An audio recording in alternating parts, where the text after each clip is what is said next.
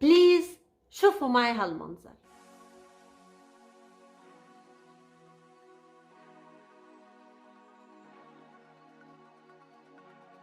بعتقد منظر مثل هيدا بيشرح حاله بحاله، صح ولا أنا غلطانة؟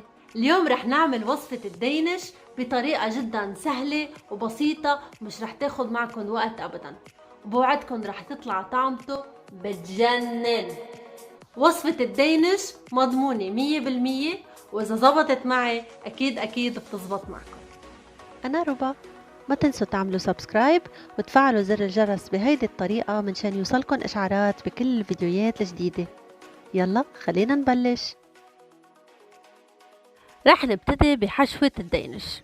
عندي 250 جرام من الجبن الكريمي أو الكريم تشيز، ورح ضيف عليهم 3 ملاعق كبار من السكر، ممكن تضيفوا أو تقللوا سكر بحسب رغبتكم.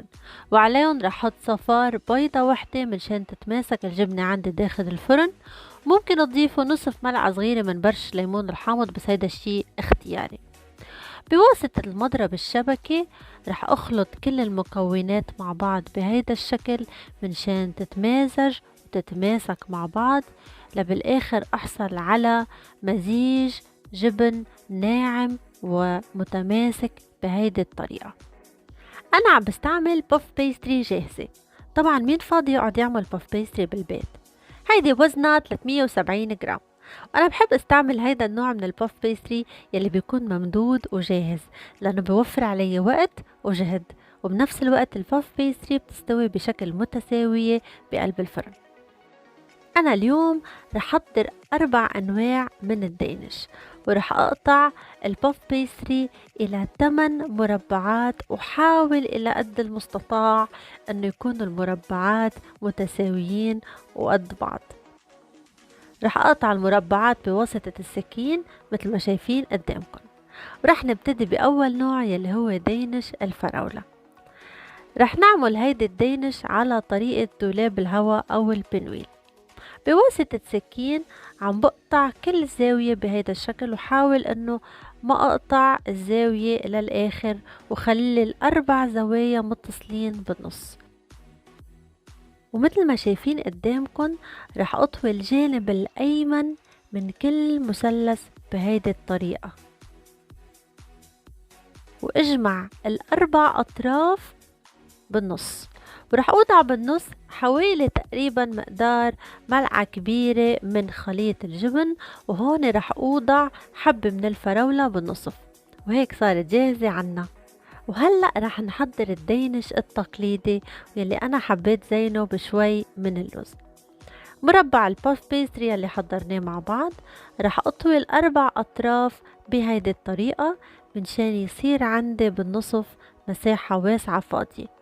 لأنه عندي كتير مساحة ممكن ضيف حوالي ملعقتين كبار من خليط الجبن الكريمي، ورح زينهم بشوي من اللوز المقطع. وهيك بيكون تاني نوع من الدينش صار جاهز عنا. وهلأ رح ابتدي بتحضير تالت نوع اللي هو الدينش الشوكليت. نفس مربع البوف بيستري، بس هالمرة رح رقه شوي بالشوبك منشان تصير العجينة عندي أكبر، ورح قص أو أقطع أي أطراف زايدة منشان تكون الأطراف والزوايا متساوية.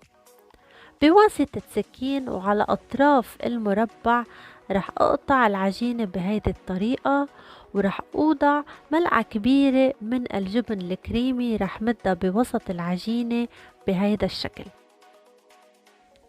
وعندي شوكولا من اي نوع انتو بتفضلوه. انا هون عندي شوكولا بالحليب، بس ممكن تستعملوا النوع يلي بتحبوه يلي بتفضلوه، ان كان شوكولا مر او شوكولا ممكن يكون داخله مكسرات او فواكه مجففة.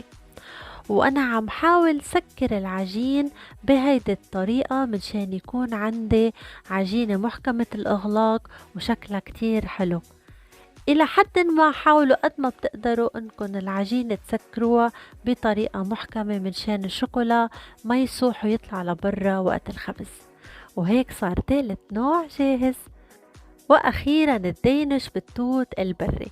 بعرف انه التوت البري او الرازبريز والبلوبريز شوي صعب تواجدها ببعض البلدان، اذا ما لقيتوا منها طازة ممكن تستعملوا المفرز او الفروزن.